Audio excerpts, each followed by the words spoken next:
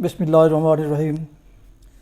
محترم ناظرین و سامعین، السلام علیکم ورحمۃ اللہ وبرکاتہ۔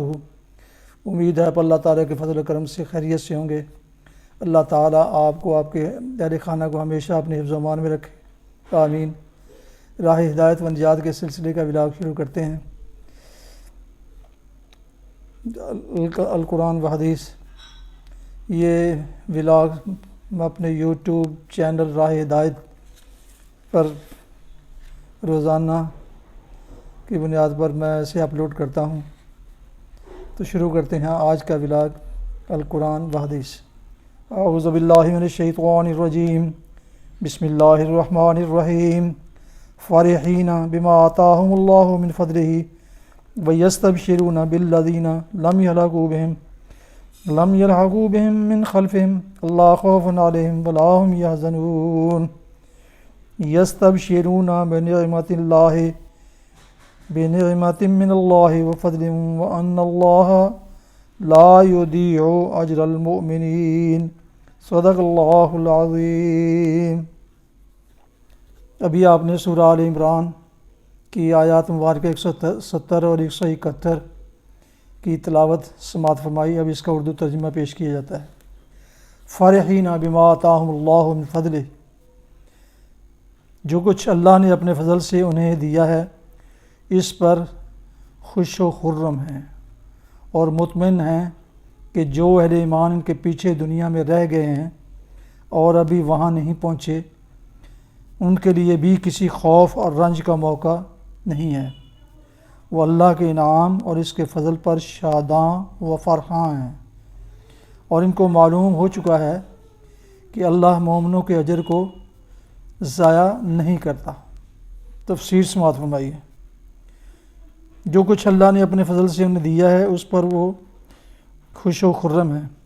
مسند احمد میں نبی صلی اللہ علیہ وسلم کی ایک حدیث مروی ہے جس کا مضمون یہ ہے کہ جو شخص نیک عمل لے کر دنیا سے جاتا ہے اسے اللہ کے ہاں اس قدر پر لطف اور پرکیف زندگی میں میسر آتی ہے جس کے بعد وہ کبھی دنیا میں واپس آنے کی تمنا نہیں کرتا، مگر شہید اس سے مستثنا ہے۔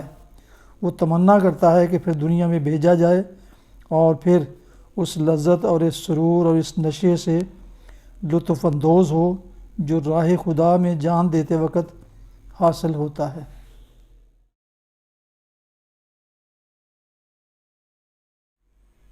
حدیث مبارکہ سماعت فرمائیے۔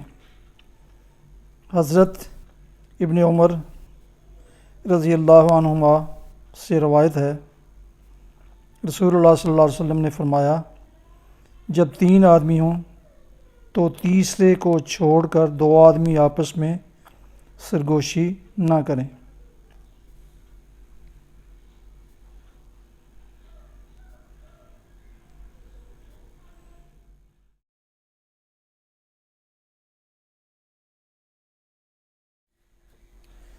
ناظرین و سامعین محترم، یہ تھا آج کا راہ ہدایت پر نجات کے سلسلے کا ولاگ القرآن و حدیث، جس میں آپ نے آج